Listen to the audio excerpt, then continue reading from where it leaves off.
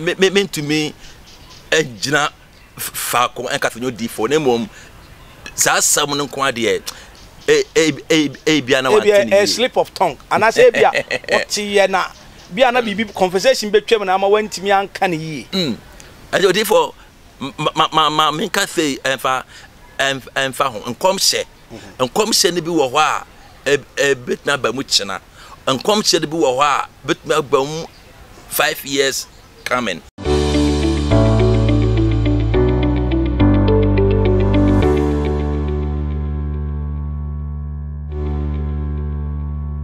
Yo atiefo ne adofo Ghana fo a Christopher nyame ma Jumedi ya tundin time of the prophet eno adofo enne yebedi hu nkomo yebedi nkomo so enye obi ase ya to nsa fra nyame di fo kese pa awo nim sunsun wada suko not sunsun sam not te onyame di fo adwuma se elizabeth jibre na nya apotre na subscribe na share na like orofo se odifo ya enne ye nya mpuni mpui orofo se yewie na wonsa kanwa orofo be yinshira enti sabri yanko commercial break ne ba madam guest nedi ama wa hunyam yenu nyam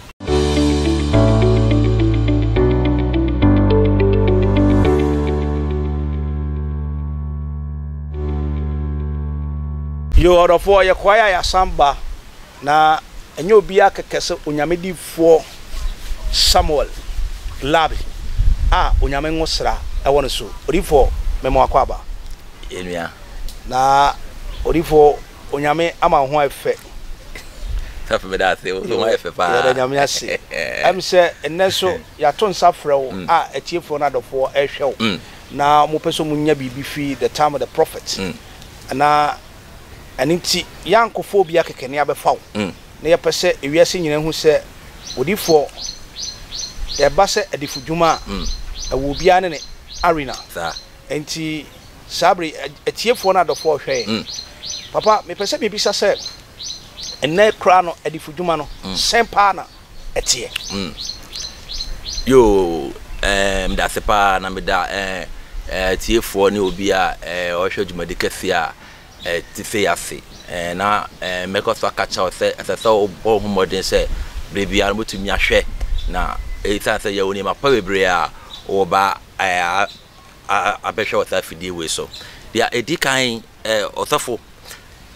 asemo a edikan pa ye pa na wo shafe a wo ka ho asemo yi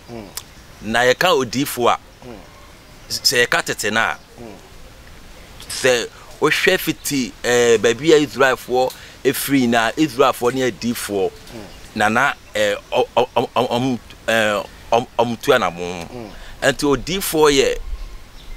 obi a o hwe sunsun asem o hwe de hawo o hwe wabrabo ebi America wabo bra de akire nanso hwe entumi mfiri mu mba ebi na bibi wo akire esese wonya odifo no hwefo yo papa so wedue mu nti na wo pa kirem se adifudwuma no eye nipa wo mo hwe enna ene mre salati ene no fa ne se enna ne mre no onu nim se nyame da na di nyame ne kasa directly salati ene no so udu ni nche betima se nyame se me nkyira wo se anamoni ni na me pese bibisa se so enna na adifo no ye efa sa kwan no so ana adifudwuma no achia kakra papa adifudwuma no ayachia na nienti ayachia na se onyankopon achadoma chede na ma obia na eso obia na doma chede na so esan se nipa bebre ani ababeji adifusam nti obu ho no onyo odifo ba na wapatua de third na to no hom so anso na onkuta sa doma chede no ba ne onyame afre no so o meyo odifo no ono okasunsumu asam na ohun sunsumu ade na ohwe ochina na ohwe nne na otimetisa ode ochina chikura ebetumi asi yo papa me da se ohun asama D4 kan o se obi wo ha onye D4 na D4 no ne okasunsumu nsam Papa what my dreams is and oceania as security the circulation of the social media nyama ekoso o ha no obi se me yedifo na papa me pesa me bisa se adifo dwuma no eya wonto aso obi wo ha ne papa anane nana ena be yedifo dwuma ena wawu no okọ ena adom na akọ abeto no se dipa no etwa se oman no gini tum ana etwa se oman no emanyini tum so edifo na den kura na ye betimi aye amadifu dwuma no onyame behu ni ma na kristofo so hu adifo a eye nyame nkrofo eden ni che ye to fu nyame shira ni a edikan na o ka se difu dwuma ye awo entoto aso na ye edikan ya na tumi ye ne sa because Bible says I can so we can try na o say na D4 Eli na try no your D4 and to Onyankopon sanka or the D for some no janema but do baby no ne man di ni hwambo man to me and so me kaya me ntwano na omokura du baby no omutimi koka kira sore ne se ye papa se sa afori amabo nyina na momfa ma yen na sika ne ye dia munku odwan ma yen the Bible say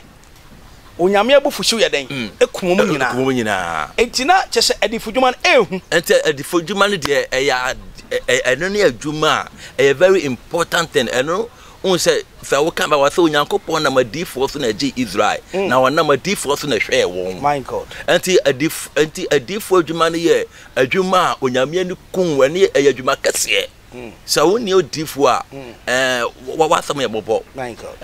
why say not the nipa bebre edi wo ho gi we ho no that way no no but ye wadifo a I say onyame ashada ye de ben afre wo nti na o ka fe e bia yetumi de wudi jana me hu ne se Onyankopon tumi de che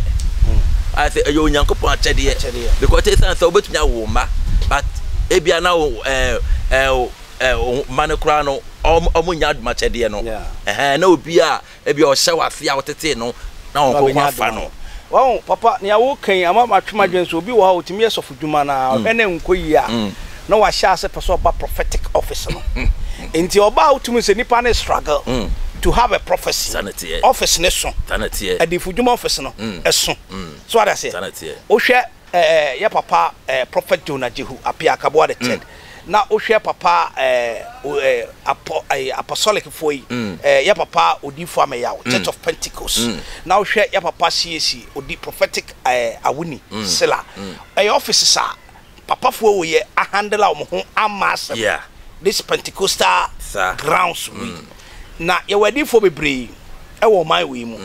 but odi fo bi wo ha ye nim ne background what I say yes o ye so for ye hu an so osimo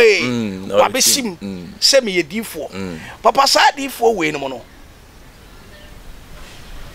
is he accepted Nyankopon ji wo mutum so me ye di fo yo so funny the tell say so kan ba wa say na omaba you say duana ba na ode be hu duakoro that's right enti odifo de obi abetum de ato ne ho so say me edifo me say na mom aba wo be so no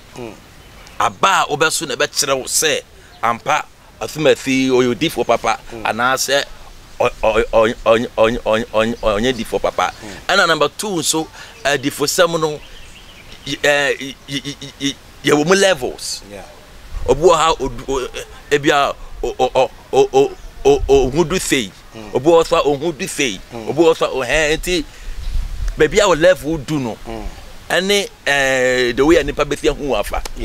that's oh say papa mi ntwa no etiefo wo se adifudwuma no ye won levels wo friend wo say we prophet no wo level pa any say me odifo akwese ntwa metena ha me toto me papa anoi anase me toto difo anoi hwade me woni edi hu haban me waso e de tie me wo discernment spirit enya manyina ena ebia oh papa aisan ko bompai ho ɛno so office nko na sɛ papa timi akyerɛkyerɛ sɛ ɛde fudwuma no iguna horo na papa ade bi chima dwen ɛnna ne ama adifo ani onyama tofom no ɛna me ye concern ɛwɔ ho so what I say ye hwɛ papa Kwame Nkrumah there's a history say Kwame Nkrumah na sofo a odifo a ɔkɔ ne nkyɛn ye bakɔ kɔ faba na Kwame Nkrumah gye adifo di nti adifo na aposonim ene no enya encounter wow which is CAC aposonim ene nya encounter nti nanso adifo a ye ba no ye was encounters ni bia na ye betimi aka se ye ne omamo mpanifo ne was anyonkofa no ana se ye ne oman ne was anyonkofa me se difo de ye wupie na de oba wo de message ene bro man no enso nen Ghana difo nyina no dodo na e pronounce owuo ena we bewu se me pese bibisa se so we difo ne nyame de kire se obi ba bewu a na wanya wo hwi no owu a eno make you super power na accepting Debbie. Papa, say obi chiro say yakopon chiro so kan Baba was no yakopon suma ataya. Say onkon kaje Ezekiel say onse ne nsama say na oba bewu. Bible say ye nyanim say ada ye odi for kase. Yeah. Onyankopon suma no Bible say okọ deliver asam no tie. Say but okoye no ofifie ho apie no and na osan Bible say o kan asam no che Ezekiel wie no Ezekiel bompai ma onyankopon sesa onyankopon ayede ben asesa na adwene enti onyankopon tumi kan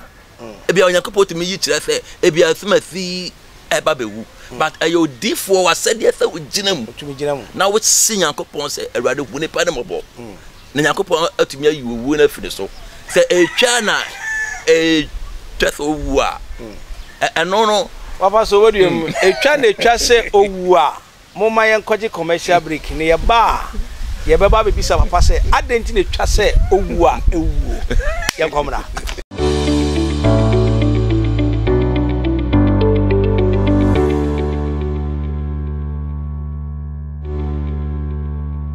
Yakoya Yasamba. What is so difficult say Ezekiel onyame suma di for question say onye ne saman say wanye antum nti na bi sai o say ne okwa no kaka che nyankopon say me ko Ezekiel anye antum o so kaka che ma boni mfie ne ho dan empere nan de ama no enti papa enna no adifo wo Ghana ye the politicians and ye di owuo because of ye di yafu ena nante nansia na ba se me pese we de yen kasenti obia ye pese ye fairness in the prophetic arena what we say na two team bobo recently and ye papa prophet in man Kobi abekasa se team ba ko na be wini ena ankobasa Ghana for sopa no ebi dinatem ebi kan sam kire no nso ye papa ya ba mamu wasa be kasa se enye prophetic ni nyina na etimi ye adwuma kan ya so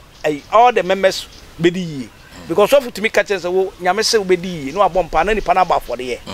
enso e be kura emmam papa me pese bibisa se susu ampa se asema ye papa prophet man Kobi e kan no kure yo ana eden na Ghana for expecting author penny Mishra pa no kure ye ba ko pe no kure ba ko pe isan say odifo ni nia o kan sama ebem Bible say Yankopon eti me ba me pese be bisa direct say na say ya papa prophet man Kobi onye difo papa mean to me ejina fa ko en ka fenyo difo na mom sa sam no ko ade bia na wantini a slip of tongue and I say bia otie na bia na bibi conversation betwem na ma wantimi anka ne yi ajo difo ma me ka say enfa ho nkomhye ne bi wo ho a bit na ba mu china nkomhye ne bi wo ho a bit na ba mu 5 years coming nkomhye be quite to me take ebi what to me take 100 years okay na but it comes away send your two prophet in man Kobi ni ebi atoda Debbie. Ebi to me, I say, the Onyankopon, Yempentum and Shankom. Odafo, Tiasa my papa cause Yempentum and Shankom. Na me bisa na say,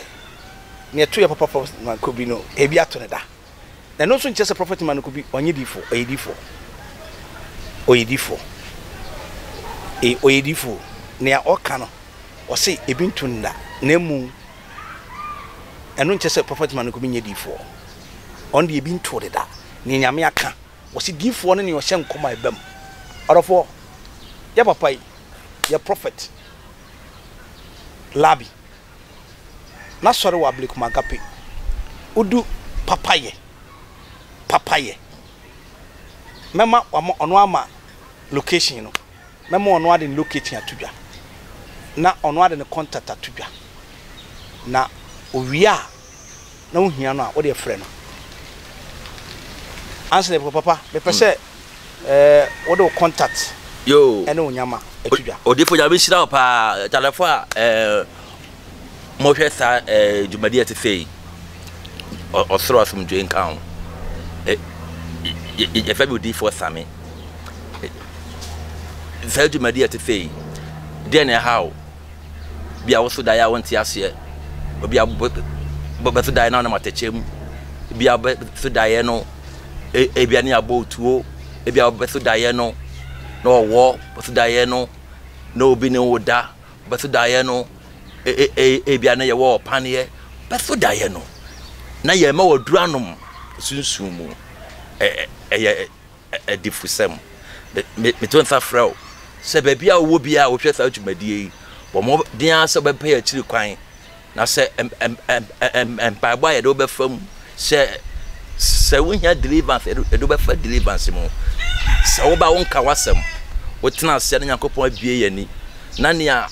ha obi na Yakopon ankasa enam ne sunsun mu ka kyerɛw osoro nhyira wo sa wo hwɛ adwumadi